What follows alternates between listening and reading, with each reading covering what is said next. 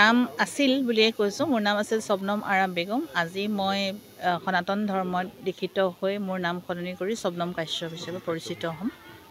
কেনেধৰণে আকৰ্ষিত হৈছে আচলতে ক'বলৈ গ'লে মই সৰুৰ পৰা সনাতন ধৰ্মৰ প্ৰতি আকৰ্ষিত আছিলোঁ। আৰু সনাতন ধৰ্ম হৈছে বিশ্বৰ আটাইতকৈ প্ৰাচীন ধৰ্ম। বিশ্বৰ যিকোনো সনাতন ধৰ্মই হৈছে একমাত্ৰ ধৰ্ম যি ধৰ্মৰ সৃষ্টিকৰ্তা কোনো নাই। বাকী সকলো ধৰ্মৰ একোজন ধৰ্ম প্ৰচাৰক বা সৃষ্টিকৰ্তা থাকে, যিটো সনাতন ধৰ্মৰ অতি প্ৰাচীন। সেইটো কাৰণে মই যিখিনি আগৰ পৰাই সৰুৰ পৰা মই আকৰ্ষিত আছিলোঁ। মোৰ এটা ভক্তিভাৱ আগৰ পৰাই আছিলে আৰু মোৰ হয়তো লোৱা দেৰি হ'ল দীক্ষাটো, কিন্তু হয়তো মই এতিয়া সদশেষত মই ভাবিছোঁ যে মই আহি হিন্দু ধৰ্মত দীক্ষিত হ'ম। আজি নাগশংকৰ মন্দিৰটো বাছি লৈছে। হয়, নাগশংকৰ মন্দিৰ বাছি লৈছোঁ। নাগশংকৰ মন্দিৰটো সঁচাকৈ ভাল পাওঁ। বহুত পুৰণা মন্দিৰ, ঐতিহ্যমণ্ডিত মন্দিৰ। ইয়াত মই আগতেও বহুবাৰ আহিছোঁ আৰু এই পৰিৱেশটো মই ভাল পাওঁ।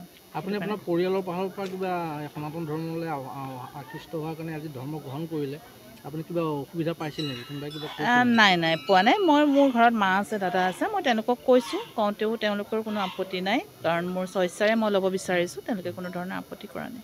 এগৰাকী ভাতৃ পাইছোঁ আপোনাৰ, আগতে তেওঁ হিন্দু আছিলে, আপুনি বেলেগ ধৰ্মৰ আছিলে, কিন্তু আজি একে ধৰ্মৰে হৈছে আছে দুইজন। হয়। আৰু ইতিমধ্যে আপোনাৰ পিছৰ পৰ্যায়ত তেখেতে সকলো ক্ষেত্ৰতে তেওঁ থাকিব বুলি জানিব পাৰিছোঁ। আপোনাৰ কেনেকুৱা অনুভৱ হৈছে আজি? তেওঁতো ভাতৃ মোৰ আগৰ পৰাই আছিলে আৰু তেওঁ থাকিবও, গতিকে তেওঁৰ ভাল লাগিছে এটা কাৰণতে ভাল লাগিছে। এতিয়া যিহেতু মই এটা বেলেগ ধৰ্মত আছিলোঁ, এতিয়া বিভিন্ন ধৰ্মীয় কাৰ্যতো মই তেওঁলোকৰ লগত থাকিব পাৰিম। সেইটো কাৰণে মোৰ নিশ্চয় ভাল লাগিছে। আচলতে আমাৰ বিশ্ব হিন্দু মহাসংঘ অসমলৈ এখন আবেদন কৰিছিলে শবনম আৰা বেগমে, যে তেখেত সনাতন হিন্দু সংস্কৃতিৰ প্ৰতি আকৃষ্ট হৈছে আৰু সেই কাৰ্য আমাৰ বিশ্ব হিন্দু মহাসংঘৰ দ্বাৰা সম্পাদন হ'ব লাগে। আৰু যোৱা 29 তাৰিখৰ দিনা তেখেতে কৈছিলে যে আমাক 2 তাৰিখৰ ভিতৰত যদি আপুনি এই কাৰ্য সম্পাদন কৰি দিব পাৰে, তেতিয়াহ'লে আমি সুখী হ'ম।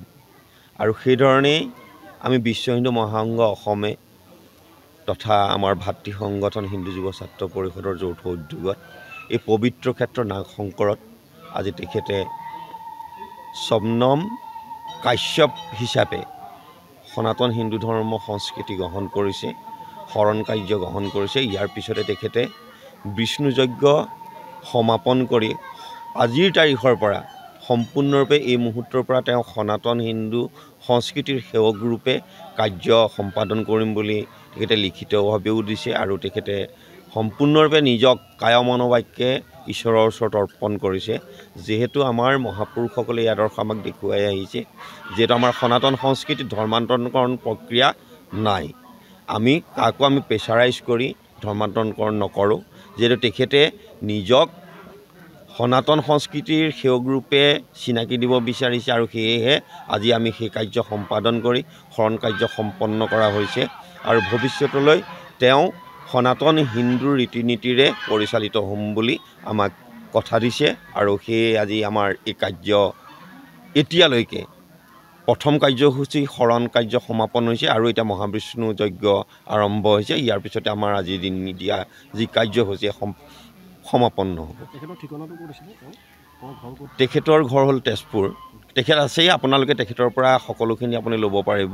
যিহেতু আমি কোনো ধৰণৰ ধৰ্মান্তৰকৰণৰ যিটো আমাৰ প্ৰক্ৰিয়া আমাৰ সনাতন সংস্কৃতিত নাই। মই আকৌ কৈছোঁ, যিহেতু শংকৰদেৱৰ আকৃষ্ট হৈ চানখায়ে সনাতন ধৰ্ম সংস্কৃতি গ্ৰহণ কৰিছিলে আৰু আজি শবনম আৰা বেগমেও ঠিক তেনেধৰণে আমাক তেখেতে লিখিতভাৱে জনাই বিশ্ব হিন্দু মহাসংঘৰ জৰিয়তে সনাতন সংস্কৃতিক আঁকোৱালি ল'ব বিচাৰিছে। গতিকে আমি তেখেতক সনাতন সংস্কৃতি আমাৰ বাই ভনী হিচাপে আমি তেখেতক আঁকোৱালি লৈছোঁ। আৰু আমাৰ এজন ভাতৃ, তেওঁ আমাৰ মহন্ত আছে, আমাৰ কি কাশ্যপ, মই আপোনাক চিনাকি কৰি দিছোঁ। তেখেতৰ ভণ্টি তেখেত ভাতৃ হিচাপে তেওঁক গ্ৰহণ কৰিছে আৰু ভৱিষ্যতলৈ কিবা কাৰণে বিবাহ কাৰ্য সম্পন্ন কৰিবলগীয়া হ'লেও তেখেতে ভাতৃৰ সহায় সহযোগিতা লাভ কৰিব আৰু সেইধৰণে কন্যাদানো হয়তো তেখেতেই কৰিবগৈলগীয়া হ'ব পাৰে।